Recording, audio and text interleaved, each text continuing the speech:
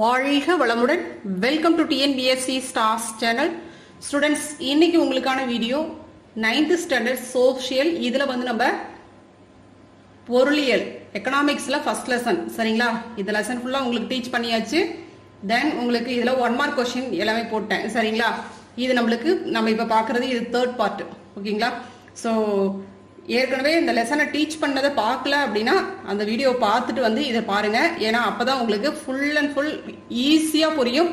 Question பார்த்தோன்னே ஒரு தடவை ஒரு கிளான்ஸ் பார்த்தீங்கன்னா எழுதிடுற மாதிரி தான் இருக்கும். சரிங்களா? அந்த வீடியோ பார்த்துட்டு வாங்க. குட்டீஸ், போடுற வீடியோக்கெல்லாம் அப்பப்போ அப்டேட் ஆகணும் அப்படின்னா தயவு செஞ்சு சப்ஸ்கிரைப் பண்ணிக்கோங்க. எல்லா வீடியோக்களும் கண்டிப்பா உங்களுக்கு யூஸ்ஃபுல்லா தான் இருக்கும். ஓகேங்களா? ஸோ நம்மளுடைய சேனல்ல பாத்தீங்கன்னா 3rd ஸ்டாண்டர்ட்ல இருந்து நம்ம 12th வரைக்கும் நம்ம போட்டுட்டு இருக்கோம். ஸோ அதனால எல்லாமே உங்களுக்கு யூஸ்ஃபுல்லா தான் இருக்கும். ஓகேவா? ஓகே குட்டீஸ், இன்னைக்கு நம்ம கொஸ்டின்ஸ் பார்க்கலாம். ஃபர்ஸ்ட் கொஸ்டின் பாருங்க. மேம்பாடு என்பதற்கு நீங்கள் என்ன பொருள் கொள்கிறீர்கள்? ஃபர்ஸ்ட் கொஸ்டினுக்கான ஆன்சர் ஃபர்ஸ்ட்.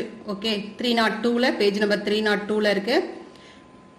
ஸோ மேம்பாடு என்ற சொல் அதனுடைய ஒவ்வொருவருக்கும் அந்த கருத்து மாறிக்கொண்டே இருக்கும் இல்லையா? இதை பார்த்தோம் இல்லைங்களா? மேம்பாடு என்ற சொல் பல்வேறு மக்களால் பல்வேறு விதமாக உணரப்படுகிறது அப்படின்னு சொல்லிட்டு நீங்க எந்த வகையில உணர்றீங்க அப்படிங்கறதா இங்க கருத்து. சரிங்களா? நம்ம எப்படி ஆன்சர் கொடுத்தாலும் இது ஓகே தான் சொல்லுவாங்க. இந்த ஆன்சர் கொடுத்தாலும் ஓகே, இந்த ஆன்சர் கொடுத்தாலும் ஓகே. சரிங்களா? நம்ம இது கொடுத்துடலாம். சரிங்களா? ஒவ்வொரு மனிதரும் தங்களின் குறிக்கோள் அல்லது விருப்பத்தை அடைய அவரவர் வாழ்க்கையில் முன்னேற விரும்புகிறார்கள். அதேபோல் ஒரு நாடு எவ்வாறு முன்னேற வேண்டும் என்று மக்கள் பல்வேறு கருத்துக்களை கொண்டுள்ளனர். இதற்கான காரணங்களை கண்டறிந்து செயல்படுத்தினால் நமது இலக்குகளை அடைவதற்கான வழிகள் நாட்டினை முன்னேற்றத்திற்கு கொண்டு செல்லும். இதுதான் மேம்பாடு.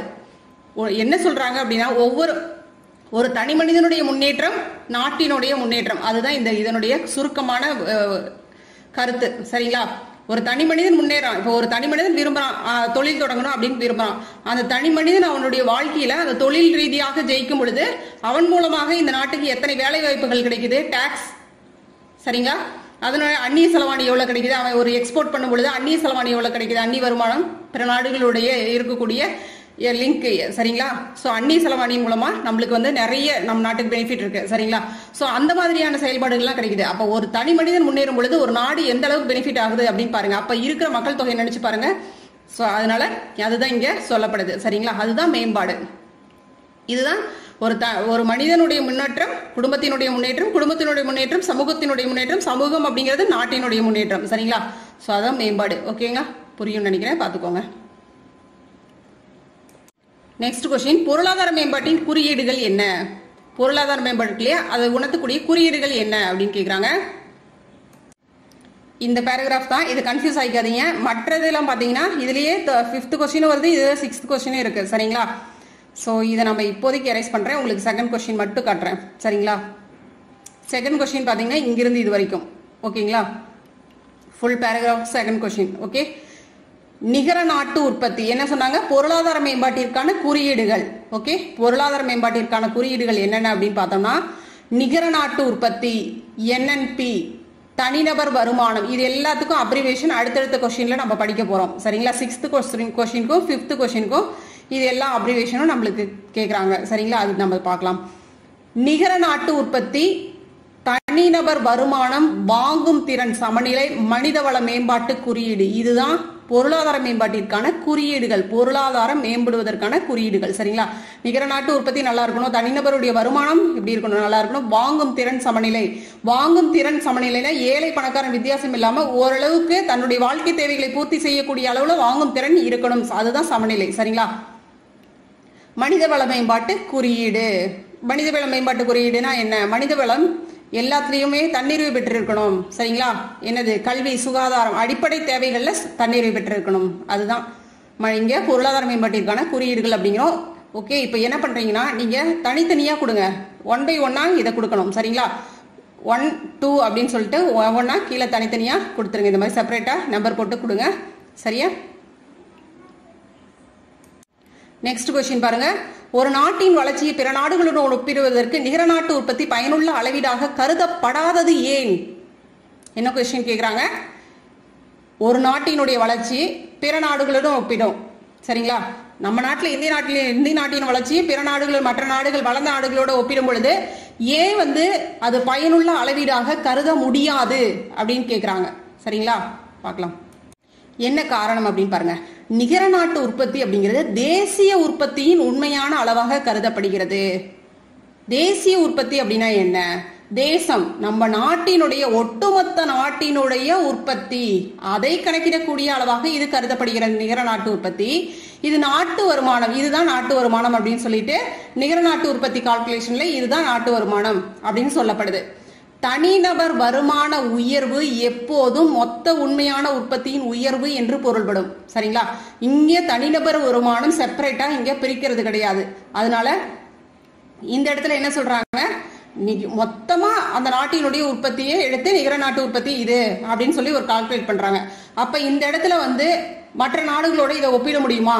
இங்க வாழ்க்கை தரம் எப்படி இருக்கும், வருமானம் எப்படி இருக்கும்? அதனால இது வந்து கணக்குல எடுத்துக்கொள்ள முடியாது. மற்ற நாடுகளோட இந்த இதை நம்மளால நிகர நாட்டு உற்பத்தி வச்சு இந்த கால்குலேஷன் வச்சு மற்ற நாடுகளோடும் நம்ம நாட்டையும் கம்பேர் பண்ண முடியாது. சரிங்களா? அதனால இது வரைக்கும் எழுதிட்டு கடைசியா கொஸ்டின் ஆகையால் அப்படின்னு சொல்லி போட்டு கொஸ்டின்ல என்ன இருக்கோ அதை அப்படியே கொடுங்க கீழே. சரியா? கண்டிப்பா கொடுத்துதான் ஆகணும். கொஸ்டின்ல இருக்கிறத அதை எழுதிருங்க. எழுதி முடிச்சுட்டு ஆகையால் ஒரு நாட்டின் வளர்ச்சி பிற நாடுகளுடன் ஒப்பிடுவதற்கு நிகர நாட்டு உற்பத்தி பயனுள்ள அளவீடாக இருக்க முடியாது. என்ன காரணம்? இது என்னாச்சு, ஒட்டுமொத்த நாடு. இப்ப ஏழை பணக்காரன் எல்லாருமே இருப்பாங்க அந்த நாட்டுல. சரிங்களா? இப்ப பணக்காரன் தான் உற்பத்தியில அதிகமா இருப்பான், வருமானத்திலயும் அதிக அளவுல இருப்பான். அப்ப ஏழையும் அதே அளவுல கால்குலேட் பண்ணப்படும். சரிங்களா? ஏழையினுடைய வருமானம் 50 ரூபாயாக இருக்கும் ஒரு நாளைக்கு. இதுவே இங்க பணக்காரனுடைய வருமானம் 5 கோடியாக கூட இருக்கும். சரிங்களா? அப்ப இதுவும் ஈக்குவலா இருக்கு, இங்கேயும் ஈக்குவலா பண்ணும் பொழுது எங்க தரம் இருக்கு? சோ அதனால இந்த உண்மையான மதிப்பீடு அப்படிங்கிறது இருக்காது. சரிங்களா? சோ அதுதான். சோ அதனால இதை கடைசியை போட்டு பினிஷ் பண்ணிக்கோங்க. ரைட். அடுத்த கொஸ்டின் பாருங்க. எந்த ஒரு நாட்டினுடைய முதன்மை வளமாக மனித வளம் கருதப்படுவது? எந்த ஒரு நாட்டினுடைய சரிங்களா, எல்லா நாடுகளுமே ஒவ்வொரு நாடுமே முதன்மை வளமாக கருதப்படுவது மனித வளம் தான். ஏன் அப்படின்னு கேக்குறாங்க. ஆன்சர் பாருங்க. Page number 304. ஃபர்ஸ்ட் இதை கொடுத்துட்டு இதை கொடுங்க. ஹைலைட் பண்ணது கரெக்டா எழுதிக்கோங்க. எந்த ஒரு நாட்டின் முன்னேற்றத்திற்கும் மனித வளங்கள் அவசியமாகும். மனித வளம் இருந்தால்தான் அந்த நாடு முன்னேற முடியும். வெறும் மெஷின் மட்டும் வச்சுட்டு என்ன பண்ண முடியும்? சோ அதுதான். அது மட்டும் இல்லாம ஆரோக்கியமான மனிதனாக இருக்க வேண்டும். சரிங்களா? மனித வள மேம்பாடு என்பது மனிதனின் உடல் திறன், மனத்திறன் மற்றும் சுகாதார திறன்களை கல்வி, மருத்துவம் மற்றும் பயிற்சியின் மூலம் மேம்படுத்துவதாகும். எனவே மனித வளத்தில் கல்வி மற்றும் உடல் நலத்தில் செய்யப்படும் முதலீடு எதிர்காலத்தில் உயர்ந்த வருமானத்தை அளிக்கலாம். சரிங்களா? அதனாலதான் நாட்டினுடைய வளர்ச்சிக்கு மனித வளம் மிக முக்கியம் அப்படின்னு சொல்லப்படுது. ஓகேவா? சோ இது அப்படியே எழுதிக்கோங்க. Perfect answer. ஓகேவா? புரியும் நினைக்கிறேன். இந்த கொஸ்டின் ஏற்கனவே நம்ம டீச் பண்ணும்போதே பல தடவை நான் சொல்லிட்டேன். மனித வளம் மேம்பாடு அப்படின்னா என்னதுங்க? ஒரு மனிதன்கிட்ட உடல் திறன் இருக்கணும், மனமும் திறனாக இருக்கணும். சரிங்களா? உடல் மட்டும் திறனாக இருந்து மனசு வந்து ஒரு மாதிரி ரொம்ப வேற லெவல்ல இருந்துச்சுன்னு வச்சுக்கோங்க, திடமில்லாம மனசு. சரிங்களா? தன்னம்பிக்கை இந்த மாதிரியான ஒரு திறமை வாய்ந்த ஒரு கம்பீரமான ஒரு மனத்திறன் இல்லாதவங்களுக்கு கண்டிப்பா அங்க வந்து வேலை அப்படிங்கிறது சரி வராது. சரிங்களா? அதுதான் மனத்திறன் அப்படின்னு இருக்கணும். அதே மாதிரி சுகாதாரம் இருக்கணும், கல்வி இருக்கணும், மருத்துவம் இருக்கணும். சரிங்களா? இது எல்லாமே பயிற்சி. அதாவது இளைஞர்களுக்கு இன்னைக்கு நிறைய பயிற்சிகள் கொடுத்துட்டு இருக்கு நம்மளுடைய அரசு. சரிங்களா?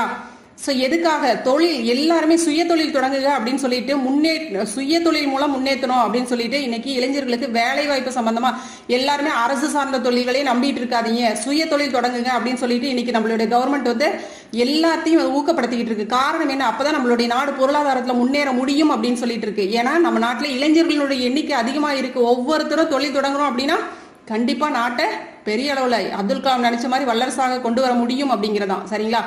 சோ அதனால நம்ம நாடு பாத்தீங்கன்னா இளைஞர்கள் அதிகமாக இருக்கக்கூடிய நாடு.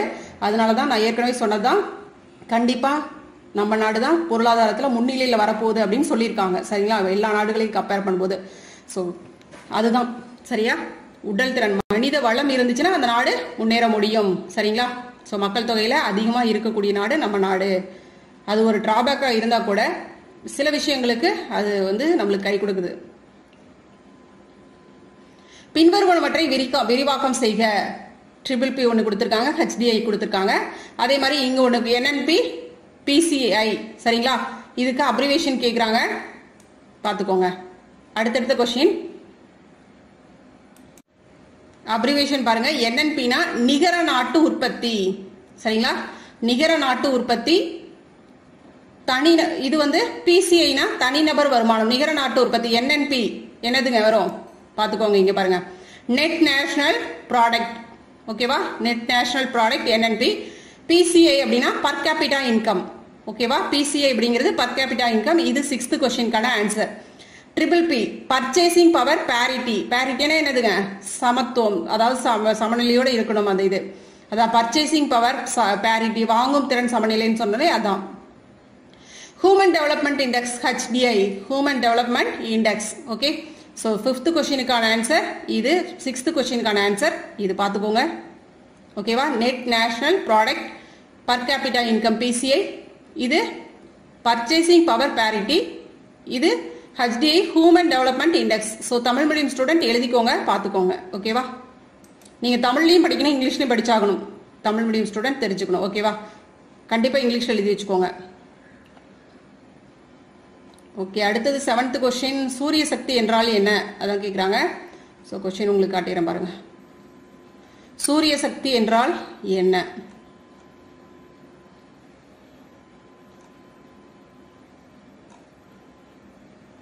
ஆன்சர் 305ல இருக்கு.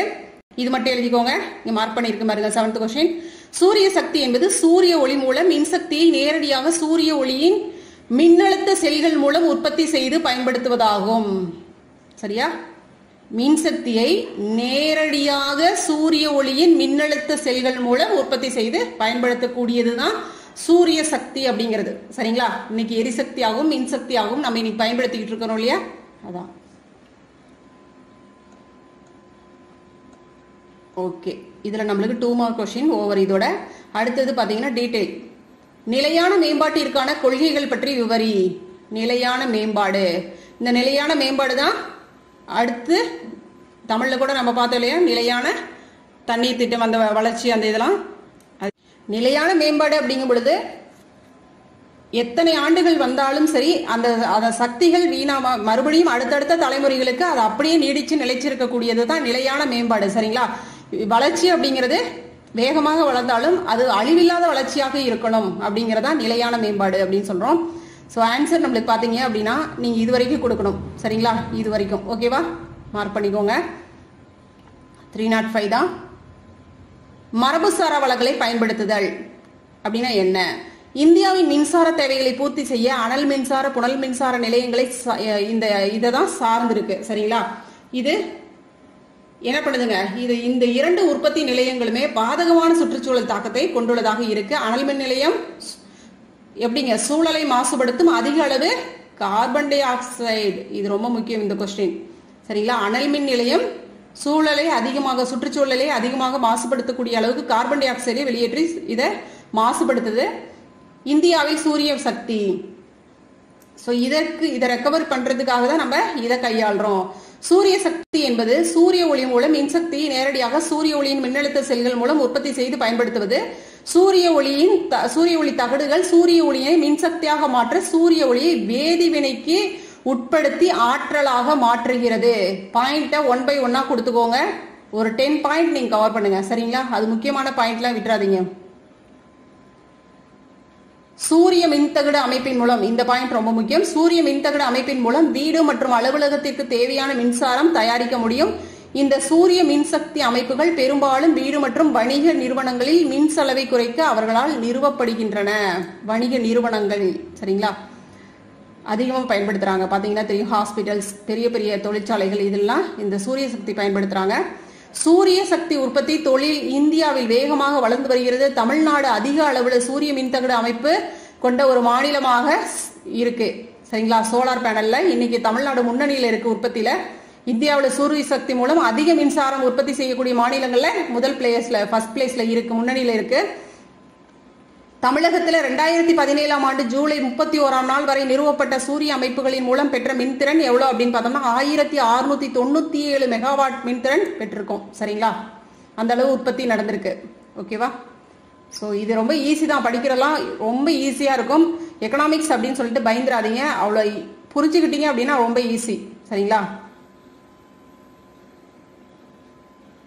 இந்தியாவின் சுற்றுச்சூழல் கொள்கைகளை பற்றி விளக்கமாக சொல்லுங்க அப்படிங்கிறாங்க.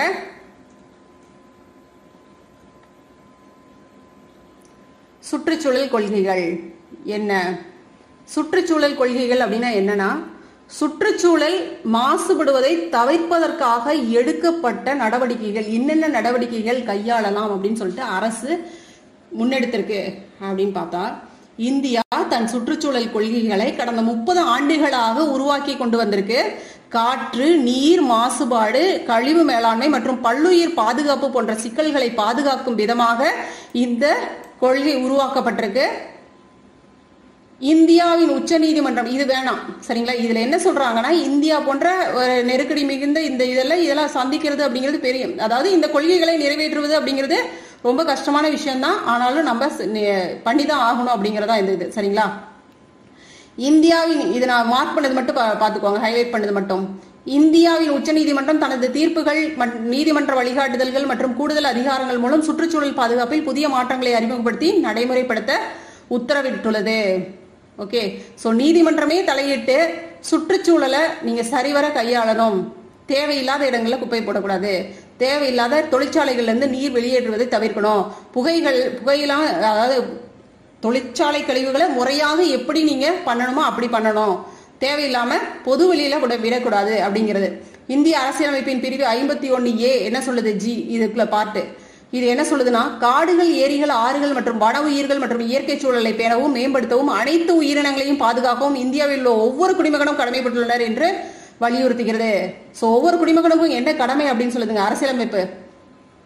இதெல்லாம் நீங்க பாதுகாக்கணும், சரிவர பேணணும் அப்படின்னு சொல்லிட்டு இது சொல்லுது 51A. கடமைகளுக்கும் உரிமைகளுக்கும் நீங்க தெரிஞ்சுக்கணும். ஒரு கடமையை செய்யல அப்படின்னு சொல்லிட்டு ஒரு குடிமகனை அரசு தண்டிக்க முடியாது. ஆனால் எனக்கு கிடைக்க வேண்டிய உரிமை கிடைக்கல அப்படின்னு சொல்லிட்டு ஒரு குடிமகன் கண்டிப்பா போய் கேஸ் போட முடியும். சரிங்களா? இதுதான் பாத்தீங்களா, இந்தியா எவ்வளோ நம்மளுக்கு சுதந்திர நாடா எப்படி இருக்கு பாருங்க. நம்ம கடமை செய்யலன்னா யாரும் நம்மள இது பண்ண முடியாது. ஆனா உரிமை நம்மளுக்கு கிடைக்கல அப்படின்னா நம்ம போய் கேஸ் போட்டு நம்ம கேட்கலாம். நாட்டின் பொருளாதார மேம்பாடு வாழ்க்கை தரத்தை நிர்ணயம் செய்கிறது. இதன் பொருள் மக்களுக்கு அதிக வருமானம், திறன்மிக்க கல்வி, சிறந்த சுகாதாரம், ஊட்டச்சத்து, உணவு. என்ன சொல்றாங்க? நாட்டின் பொருளாதார மேம்பாடு வாழ்க்கை தரத்தை நிர்ணயம் செய்து. ஒரு நாடு நல்ல பொருளாதார நிலையில் இருந்தால்தான் மக்களினுடைய வாழ்க்கை தரம் சரிவர இருக்கும் அப்படின்னு சொல்லி செய்து அதுதான் நிர்ணயிக்குது.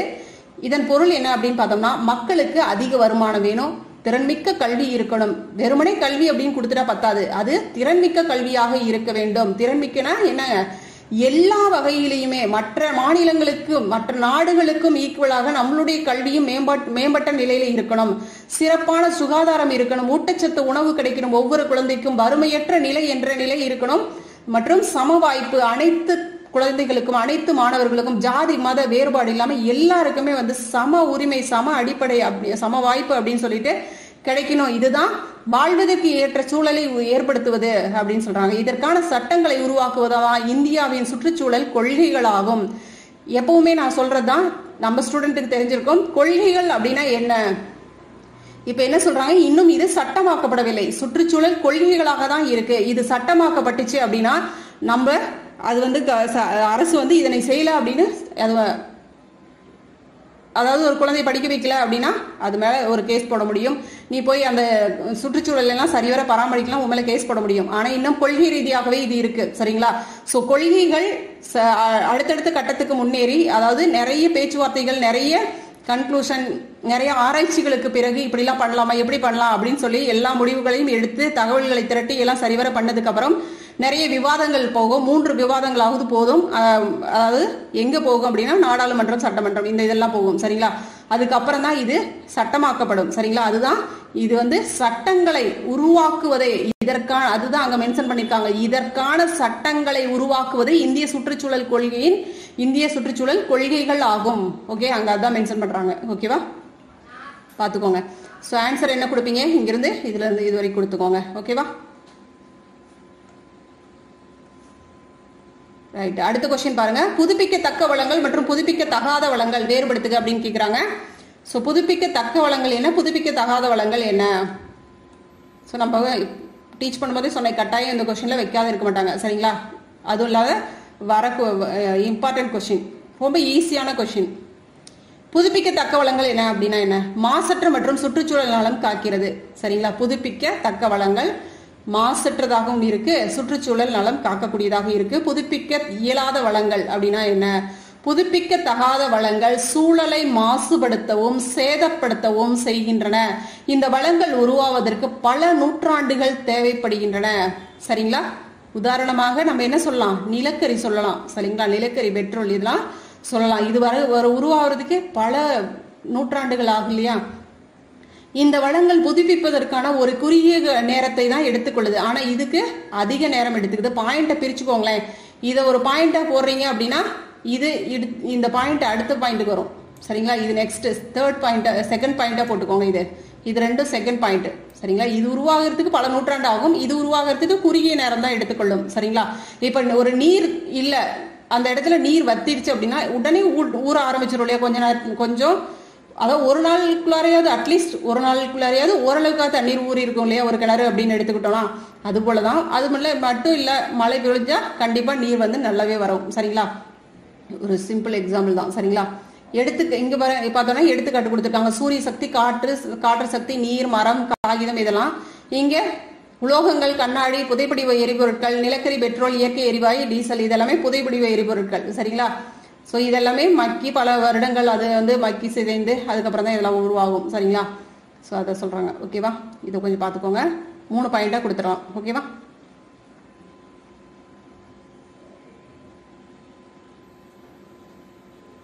ஓகே, அடுத்த கொஸ்டின் பாருங்க. ஏதேனும் 5 சுற்றுச்சூழல் சட்டங்களையும் அவற்றின் செயல்களையும் விவரி அப்படிங்கிறாங்க. 5 சுற்றுச்சூழல் சட்டங்கள், அதன் செயல்பாடுகள் என்ன? ரொம்ப ஈஸியான கொஸ்டின் தான். இதுவும் கேட்கறதுக்கான வாய்ப்புகள் நிறையவே இருக்கு. இம்பார்ட்டன்ட் கொஸ்டின் சரிங்களா. அது கொஞ்சம் பார்த்துக்கோங்க. இந்த கொஸ்டின் இம்பார்ட்டன்ட் கொஸ்டின். இந்திய சுற்றுச்சூழல் சட்டங்கள் என்ன? தேசிய பசுமை தீர்ப்பாய சட்டம் 2010 போட்டிருக்காங்க. இதனுடைய செயல்பாடு என்னவாக இருக்கு அப்படின்னு பார்த்தோம்னா, சுற்றுச்சூழல் பாதுகாப்பு, காடுகள் மற்றும் இயற்கை வளங்களை பாதுகாக்க வேண்டும் அப்படிங்கிறதா இந்த தீர்ப்பாய சட்டம் சரிங்களா. பல்லுயிர்மை பாதுகாப்பு சட்டம் 2002 போட்டிருக்காங்க. பல்லுயிர்மைகளை பாதுகாத்தல் அப்படின்ட்டு. சுற்றுச்சூழல் பாதுகாப்பு சட்டம், சுற்றுச்சூழலை பாதுகாத்தல் மற்றும் மேம்படுத்தலுக்கான அதிகாரம் வழங்குதல். சுற்றுச்சூழலை பாதுகாக்கணும், இன்னும் வந்து சுற்றுச்சூழலை மேம்படுத்தணும், அதுக்கான அதிகாரங்களை வழங்கக்கூடியது இந்த சட்டம்.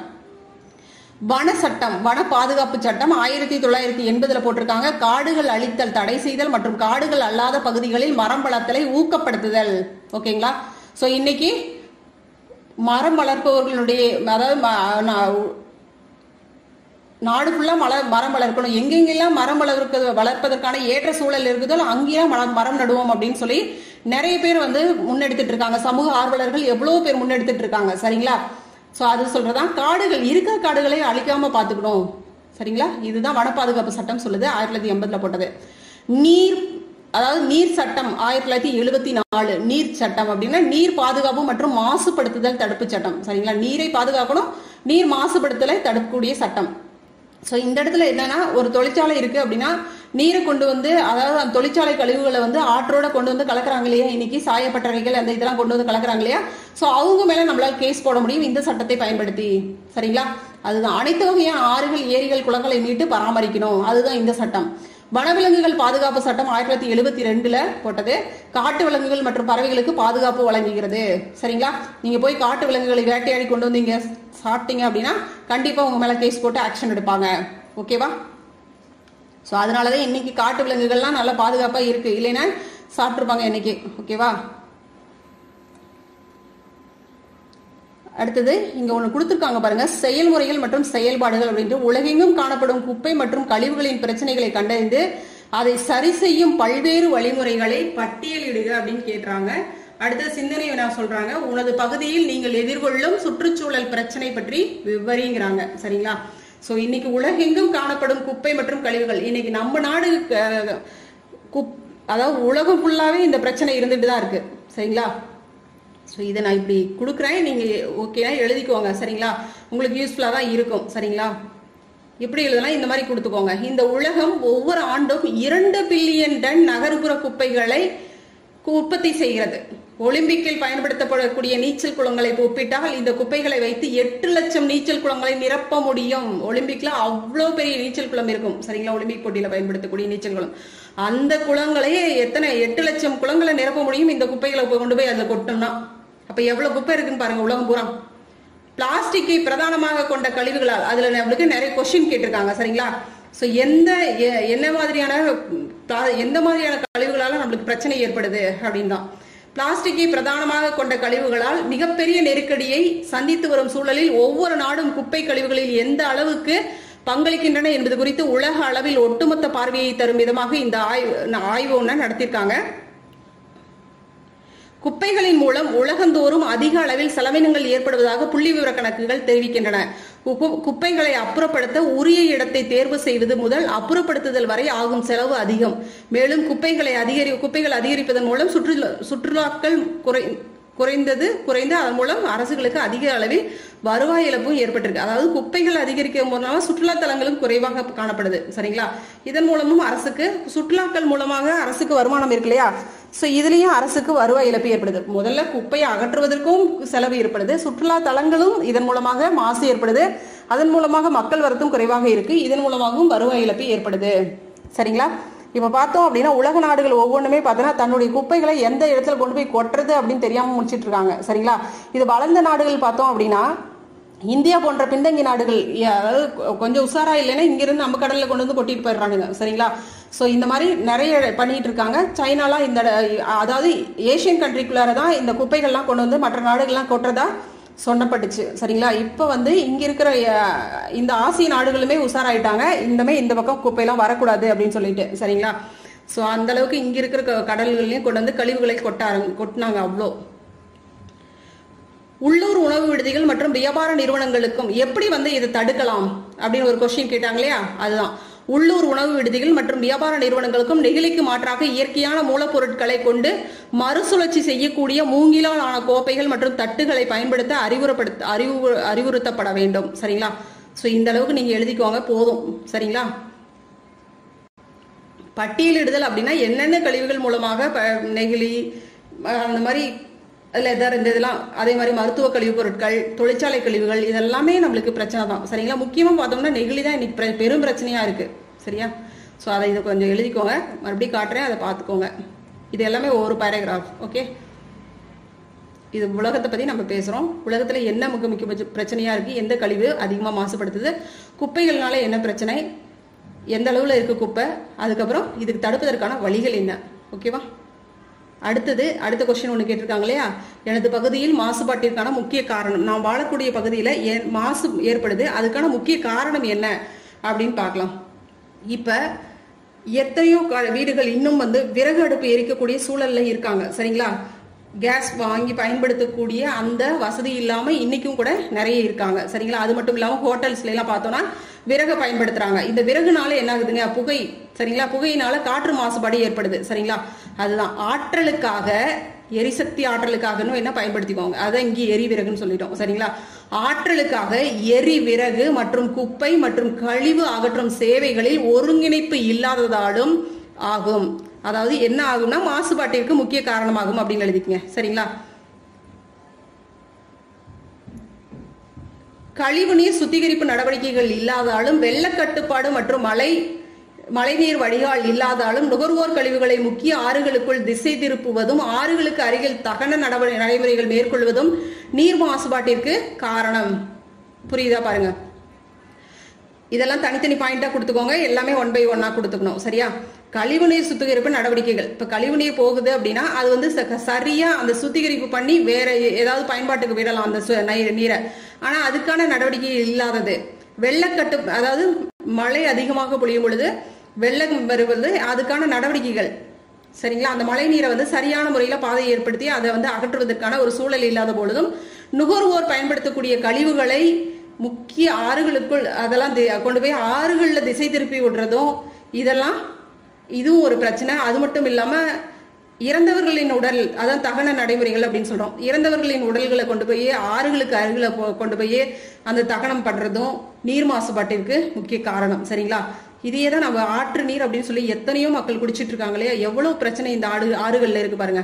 அதிக மாசு ஏற்படுத்தும் பழைய பொது போக்குவரத்து இன்னைக்கும் நம்ம பாத்தீங்க அப்படின்னா அரசு பேருந்துகள்லாம் அப்படியே என்ன அந்த காலத்துல இருந்து அப்படியே பயன்படுத்திட்டு அவ்வளவு இழுத்துட்டு ஓட்டிட்டு இருக்காங்க சரிங்களா? அப்படிப்பட்ட பழைய பொது போக்குவரத்து, அது மட்டும் இல்லாமல் லாரிகளும் பாத்தீங்கன்னா பழைய இதெல்லாம் இன்னும் போயிட்டு தான் இருக்கு சரிங்களா? அது மூலமா நிறைய புகைகள் மற்றும் 1950 முதல் 1980க்கும் இடையில் கட்டப்பட்ட அரசுக்கு சொந்தமான உயர் உமிழ்வு தொழிற்சாலைகளினாலும் மாசுபாடு ஏற்படுது. ஸோ அரசு தொழிற்சாலைகள்னாலுமே மாசு ஏற்படுது சரிங்களா? இதெல்லாம் என் பகுதியில் இருக்கக்கூடிய மாசுபாடு அப்படின்னு சொல்லிட்டு இந்த மாதிரி கொடுங்க, சூப்பரா மார்க் கொடுத்துருவாங்க. ஓகேவா? இது உங்களோட பகுதியில் இருக்கு அப்படிங்கிற மாதிரி கொடுத்துக்கணும், அவ்வளவுதான், வேற ஒன்றும் இல்லை. ஓகே ஓகே அடுத்தது பாத்தீங்கன்னா இன்னொரு கொஸ்டின் இருக்கா, வாழ்வியல் திறன் அப்படின்னு சொல்லி ஒன்று கொடுத்துருக்காங்க. தனிநபர் வருமானத்தை எவ்வாறு கணக்கிடணும்? கொஸ்டின் நம்ம ஏற்கனவே பார்த்ததான், டீச் பண்ணப்ப பார்த்துருப்பீங்க, புக்லேயே இருக்கு. இந்த நிகர நாட்டு வருமானம் அப்படின்னு சொல்லி கொடுத்தாங்க பாத்தீங்களா? அது இந்த கொஸ்டின் கொடுத்திருந்தா கரெக்டா இருந்திருக்கும். இது பாருங்க, அது ஒரு நாட்டோட அந்த ஒரு நாட்டு வருமானத்தோட இன்னொரு நாட்டு வருமானத்தை ஒப்பிட முடியுமா அப்படின்னு கேட்கறாங்க இல்லையா? இது கரெக்டா அந்த இடத்துல இப்படி கொடுத்துருக்காங்க பாருங்க. நாட்டின் மொத்த வருவாயை ஒப்பிட்டு சராசரி தனிநபர் சம்பாதிக்க வாய்ப்பு உள்ளது என்று சொல்ல முடியாது. அதான் ஒரு நாட்டில் உள்ள மக்களை விட வேறொரு நாட்டில் உள்ள மக்களிடையே அதிக வருமானம் உள்ளதா? சரி, ஓகே, அதை விட்டுலாம் நீங்க குழப்பிக்க வேணாம். ஸோ இந்த இதில் என்ன கேட்குறாங்க, தனிநபர் வருமானத்தை எப்படி கணக்கிட முடியும் அப்படின்னு கேட்குறாங்க. அதாவது தனிநபர் வருமானம் அப்படின்னா என்ன? நாட்டின் தலா வருமானத்தை கணக்கிட நாட்டின் மொத்த வருமானத்தை நாட்டின் மொத்த மக்கள் தொகையால் வகுக்கணும் சரிங்களா? ஸோ இப்படி வகுக்கும் பொழுது நம்மளுக்கு தனிநபர் வருமானம் கிடைக்கும். நீங்க அதை போட்டு குழப்பிக்க வேணாம், இந்த மாதிரி எழுதிக்கோங்க சரிங்களா? தனிநபர் வருமானம் என்னன்னா, தனிநபர் வருமானம் எப்படி கணக்கிடப்படுது அப்படின்னு தானே சொல்றாங்க. மொத்த உள்நாட்டு உற்பத்தி மொத்த மக்கள் தொகையால் வகுக்க கிடைப்பது தனிநபர் வருமானம், அவ்வளவுதான் சரிங்களா? போட்டுக்கோங்க. ஸோ குட்டீஸ், உங்களுக்கு கண்டிப்பா இந்த லெசன் யூஸ்ஃபுல்லா இருக்கும், முழுமையா எனக்கு சாட்டிஸ்ஃபைடா இருக்கு சரிங்களா? ஸோ நல்லா சூப்பரா எல்லாமே பண்ணியிருக்கோம் அப்படிங்கிற இந்த லெசனுக்கு ஒரு நிறைவான இதை கொடுத்துருக்கோம் அப்படிங்கிற முழுமையான திருப்தி எனக்கு இருக்கு சரிங்களா? ஸோ கண்டிப்பா உங்களோட ஃப்ரெண்ட்ஸுக்கும் ஷேர் பண்ணுங்க, ரொம்பவே யூஸ்ஃபுல்லா இருக்கும். ஓகே ஓகே குட்டீஸ், தேங்க்யூ.